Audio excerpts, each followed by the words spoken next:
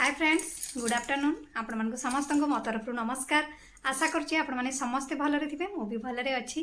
चलंतु video आरंभ करिबा किंतु वीडियो आरंभ करबा पूर्वरु सेही गोटे कथा आपण मानक भितरु केही जदि आज चैनल ले नुवा थांती ताले प्लीज प्रथम चैनल टी को सब्सक्राइब कर दियंतु पाखर थिबा बेल आइकन को क्लिक करंतु जहा फल मो नुवा नुवा वीडियो नोटिफिकेशन आपण मानक पाखरे खूब शीघ्र पहुंची जिवो आ आपण माने मते टिके सपोर्ट करि परिबे आगु को जिबा पई आ जो माने मते एते पर्यंत सपोर्ट करि आछन सेमान तमरो बहुत बहुत धन्यवाद।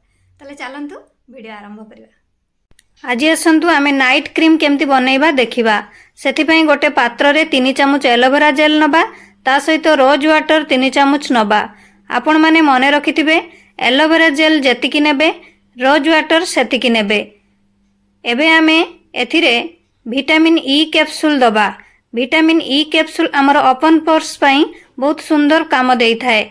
आपण माने ये मेडिसिन स्टोर रे आराम से पाई जिबे। एथिरु एबे आमे 5टी नबा। एकु यार गोटे छिद्र करिबा। छिद्र करी तार ऑयल टी को बाहर करि नबा। बाहर करी नै एकु भल्लो भाबरे मिक्स करिबा। किंतु आपण माने मने रखिथिबे जते बेले नाइट क्रीम बनाउचंदी vitamin E capsule aloe vera gel ता सहित आपणकर रोज वाटर निहाती दरकार। जदि आपणकर ड्राई स्किन थाए ताहले आपण माने एथिरे ग्लिसरीन रु गोटे चामच देबे। जदि आपण मानकर नॉर्मल थाए तो सेतिकी रे आपण रहि जिबे।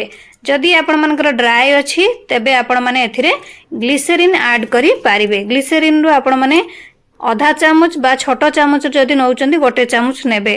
जदि आपण मानकर ऑयली किंबा एक्नी प्रॉब्लम अछि ताहले आपण माने सेथिरे टी ट्री ऑयल 4 रु 5 ड्रॉप देबे। जदि आपण मानकर नॉर्मल अछि तो आपण माने सेही 3टी यूज करि पारिबे।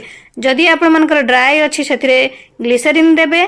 जदि आपण मानकर व्रण अछि बा ऑयली स्किन अछि तो आपण माने एई टी ट्री ऑयल रु 4 रु 5 ड्रॉप नेबे।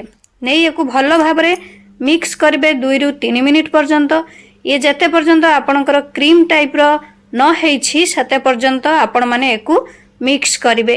ये क्रीम आपण मानकर बहुत सुंदर काम दिए। ये आपण मानकर जदि स्किन रे आपणकर रेडनेस प्रॉब्लम थाए ताकू सॉल्व करिवो। ड्राइनेस ताकू भी सॉल्व करिवो। ता सहित जदि कोनसी दाग बा ओपन फोर समस्या एमती कोलेजन को आपणकर ये प्रोडक्शन करे ता सहित आखि तळ कळा दाग दूर करे। तेणु आपण माने एकू राति रे सोइबा को जिबा पूर्वरु फेस को भलो भाबरे धोई एई क्रीम टी को लगेबे। आपण माने एकू एयर टाइट कंटेनर रे स्टोर करी बहुत दिन पर्यंत रखी पारिबे। आपण मानकर फेस रे जहाँ भी किछि प्रॉब्लम थिबो एई क्रीम लगेले आपणकर सब किछि दूरे जिवो। देखिबे किछि दिन मध्य आपणकर फेस पूरा उज्जवल हवा सहित सब किछि प्रॉब्लम चली जिवो। एमिति कि जदि आखि तळ आपणकर कळा दाग भी थाए ता भी चल जिवो। पिगमेंटेशन समस्या ता भी चली जिवो। ता सहित जदि आपणकर स्ट्रेच मार्क समस्या थाए से भी आपण मानकर ठीक हे जिवो। ये एडे सुंदर क्रीम।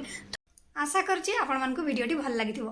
मु ताले रहूछि पुणी देखाबो नेक्स्ट वीडियो रे। किंतु आपण माने please like comment share subscribe करिया पे भूलिबेनी। मते ताले विदाय दियंतु। नमस्कार।